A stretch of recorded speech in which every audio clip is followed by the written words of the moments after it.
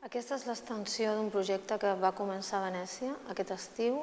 amb el marc de la 56a edició de la Bienal i és una comissió que es va fer l'Albert per representar Catalunya a la Bienal. Entre els dos vam decidir que un dels temes que seria bé tractar és la singularitat. Tots nosaltres volem entendre el futur per una banda, però per entendre el futur necessitem imatges. És molt difícil proveir d'imatges d'allò que no sabem ben bé què és. Si és una condició, si és una substància. La singularitat el que marca és la diferència entre una temporalitat apresa, que és la temporalitat de la modernitat, de l'abans i del després, i una temporalitat que ve marcada per paràmetres diferents, el paràmetre de la màquina o fins i tot de la cosmologia o fins i tot dels animals. Tots aquests que teniu gats o gossos o qualsevol animal sabreu que el temps o l'any del gos és diferent del nostre any, però estan amb nosaltres.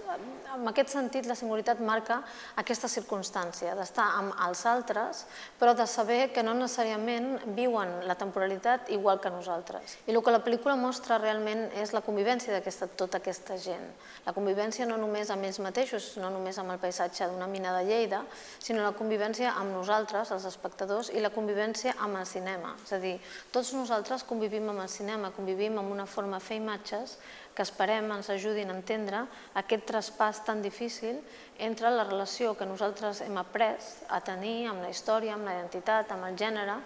i que una nova generació de coneixements tecnològics, científics,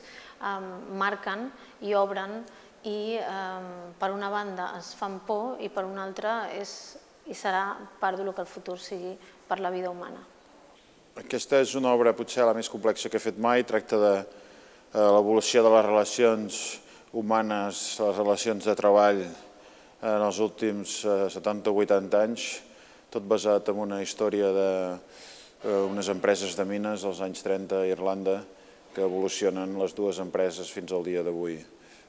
És una fantasia pura, però alhora, d'alguna manera, per primera vegada, gràcies a la sofisticació que permeten les múltiples pantalles,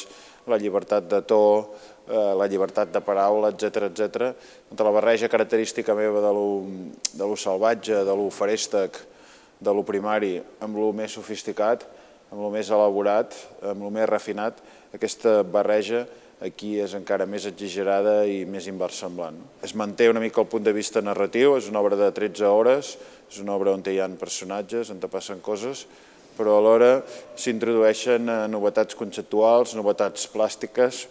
que no estaven presents tot el que jo havia fet abans i que sobretot retraten una mica amb la pèrdua de la centralitat del cos, molt present a les meves pel·lícules anteriors, aquesta materialitat pura